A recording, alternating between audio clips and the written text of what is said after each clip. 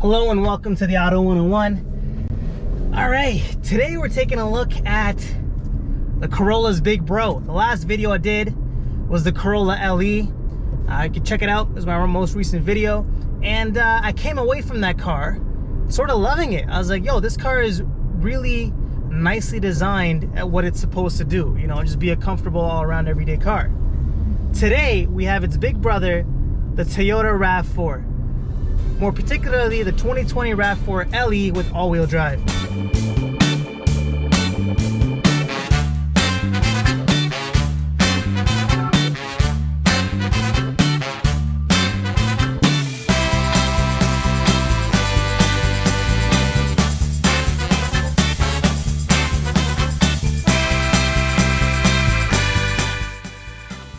Now, this is a big car for North America and also for Toyota. For the last 2 years, it's been the best-selling car in the States. So that means for anything other than a pickup truck, this is the most popular car.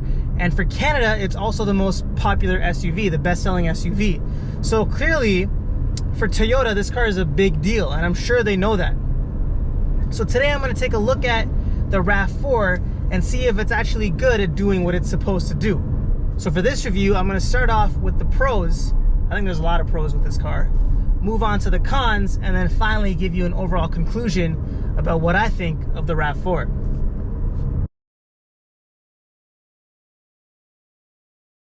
All right, pro number one, practicality. Specifically, starting off with the visibility. Now you'll see here I'm driving, and there's lots and lots of visibility that you can see from around me. I think Toyota did a really good job with having nice big windows in the front and in the back, and the benefits of that are twofold. Firstly, not only do you get increased visibility to help you with your driving, you always have better awareness of both your car and what's around your car, but I think it also has the advantage of letting a lot of light into the cabin, so you get a nice airy driving atmosphere, which is always great. I think it's also a very spacious car. So up here in the front, lots of headroom for me. I'm 5'10", lots of shoulder room. It's a little congested in terms of my knees here, in terms of, I guess, the footwell, but not too bad. Definitely nothing to complain about. Similar story for the passenger side. In the back seat, lots of room, lots of knee room, headroom, leg room. For someone average like me, 5'10", it's a very spacious place to be. And what's kind of cool, what's kind of bougie, is that the rear seat also reclines a little bit. Just put this little lever up, push it down, and you get a little bit more of a comfortable space. So people who go on road trips in the back of this car, they're gonna be chilling. It's nice and comfortable back there. Moving on into the cargo hold, nice and big, plenty of room to store all of your stuff. You could put the seats down easily, and once the seats are down, it's a relatively flat floor, so you could get, you know, big pieces of cargo back there, no problem. A good thing is the loading height is also at a good level, so you don't have to worry about, you know, hoisting something up and putting it in. It's nice and comfortably laid out. So yeah, so I think from a practicality perspective, Toyota has hit it out the park, and I think that's the biggest pro about this car. Number 2 point, reliability and durability. Look, Toyota is a reliable car company. Year after year, it's proven in multiple long-term reliability rankings and surveys that Toyota is the top dog when it comes to reliability. And I'm sure this car will be no exception. So that's definitely a pro about this car. Similarly, because their cars last so long, Toyota designs cars to be quite durable. So even over time, it's still going to be relatively well put together and relatively well designed in the long term. Now, these 2 points do have a downside, and we'll talk about them later, but they mostly lie in terms of a few material choices and also not going with the newest technology, but going with technology that's tried and tested. That being said, I think reliability and durability are two very important factors about this car, and they actually are reflected in the sales numbers. Because that reliability reputation is so strong, people are going back to this car and it's selling in mass, obviously. So I definitely think that's an important point about this car and a strong pro. Toyota has also put in a very reliable powertrain in this car. While other companies have moved to a CVT and a turbocharged engine, in its quest for reliability, Toyota has stuck in a classic, naturally aspirated inline four, produces good power. I think it's around 205 horsepower, 180 foot-pounds of torque, 6-speed automatic transmission. So that's great. Provides decent power. It feels peppy enough on the road, so not a bad engine. The transmission is a little bit sluggish, almost feels like a CVT, but for day-to-day driving, it's no real problem. Third pro in my mind, styling.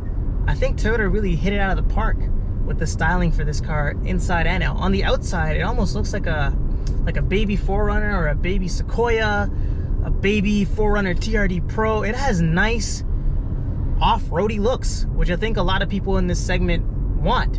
So you see the front is nice and aggressive. You have this big grille, these nice headlights that integrate well with the grille, good use of black plastic cladding to give it a little bit more of a rugged look. And I think the same story is reflected out in the back. They've used that black plastic cladding in a reasonable amount, in a reasonable way, to give it that nice off-road look. And that's paid off well. From the side profile, they've given it a bit of a floating roof, a super minor floating roof, but a floating roof nonetheless. And I think overall, the side looks good. There's lots of creases and lots of lines. Typically, I'm not a fan of that, but I think because this is an SUV, it works and it gives it that nice chunky off-roading look, which I think a lot of people want. So I think they really hit the styling out of the park on the outside. Inside, similar story. You have these chunky knobs in the middle and a chunky gear shift, which look great. My favorite aspect about it is the steering wheel, which I think is just perfectly sized. It's nice and small, nice and compact, but it gives it that sporty feeling. So good job on the steering wheel. And the interior actually looks quite similar to the styling direction that they had in the Corolla. So it's clean, it's modern, big screen in the middle. I think the screen is a little bit more of a letdown than it was in the Corolla, because it looks, to my eye, to be a little bit smaller. I tested the Corolla LE. This is a RAV4 LE, and it looks smaller. So I don't know if it's the case or if everything else around it is bigger, but that's just what I noticed. But you get Apple CarPlay, Android Auto. That's what most people want. So good job on them for including that. They have nice touches in terms of storage. There's a little shelf underneath the dash, which gives a little bit more storage space. The center console is pretty large. But styling wise, I think it's solid in here. I mean, everything has a little bit of a chunky look. So it reflects the same off-roady theme from the outside, and it carries on into the inside. All things said, I think the exterior and interior styling put together is a definite pro for this car. And the last pro, and probably the most important thing for a lot of people, and I've kind of put two things together. It's affordability and the feature set, or the amenities included with this car. Affordability wise, you know, it starts off just at around 30,000, 31,000 Canadian for the all-wheel drive model that I'm in today. And for that, you get a pretty nicely equipped car. You get all the basic things that you would want, like Apple CarPlay, Android Auto, you know, AC, heated seats, all the stuff that you expect is standard these days. But what's nice is that you also get a whole bunch of active safety features. So you get adaptive cruise control, blind spot monitoring, lane keep assist, emergency brake assist, and these things are something that really elevate the day-to-day driving experience. So I think those features, having them included as standard, really elevate the value proposition of this car. A feature I found interesting were these modes. So you get Eco Normal Sport, which is pretty standard. I mean, the things that just change for that are the gearing and the throttle response typically. But you also have a snow mode, which I did not get a chance to test because it's not snowing here, thank God, anymore. And there's also a mud and sand and rock and dirt mode. So these two turn off some of those active safety features, and I don't really know what they do. I guess they keep the gears a little bit lower to help with a little bit of that off-road traction. I didn't test them too much, didn't want to damage this car if I messed up, but pretty cool that those are included. I think another point that really drives home the value factor for this car is the used market. On the used market, the RAV4 is actually a pretty solid pick.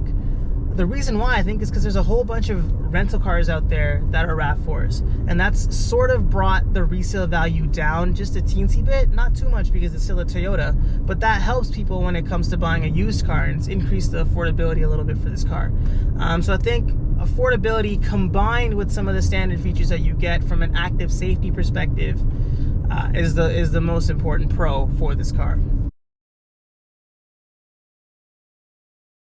Moving on to the cons, there's two main cons.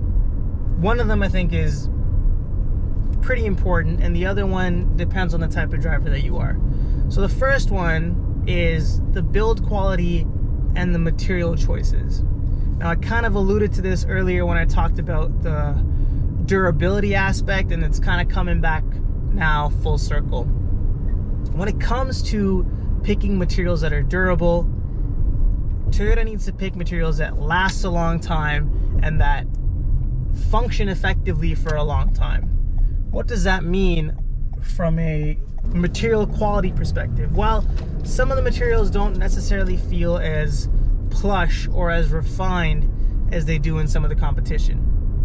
The most noticeable example for me is this piece of hard plastic right here. And Toyota's a big company. I'm sure they've done their research and they did their studies, and what they found is that most people drive like this, so that these two areas are what's most important to be padded. But subjectively, I drive like this when I'm on a long road trip. Kind of starts to hurt my elbow. It's something similar that I'd seen in the Corolla, and it continues on here, but it's a little bit more inexcusable here when this car is $10,000 more expensive than the Corolla. So I think for this car, they should have gone with a little bit more of a plusher material choice for this. Again, maybe this is the most durable option, so that's why they went for that. Another thing which I noticed are just these weird small build quality issues, which I wouldn't typically expect from Toyota. For example, the side mirrors rattle, like they shake like this, and then you can't really see your mirror, which is weird. I would have expected them to be screwed on a bit tighter. Similarly, in the back, what I suspected is that reclining seat. Something about that mechanism over bumps in one of the reclined modes causes it to squeak. Weird. So I think just some of these material choices and some of these build quality things Toyota needs to focus on and work on. Second improvement area, driving dynamics. Now, that's probably not important for the majority of buyers for this car, so it probably wasn't important for Toyota when designing this car, but it's something that I noticed as being a bit of an issue. Most importantly, beyond just the handling, is the steering feel. I don't know if it's something specific to this car or if it's common for other cars as well, but there's just a teensy bit of input lag almost. So when I turn the wheel, it takes almost like just maybe even a couple of milliseconds or half a second before the front wheels respond.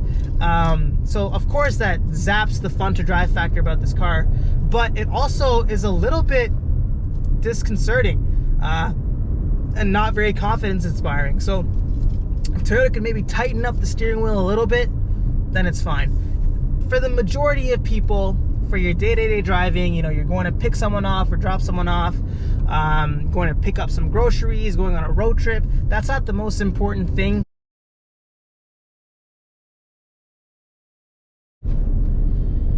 I understand why it's the best-selling car in North America.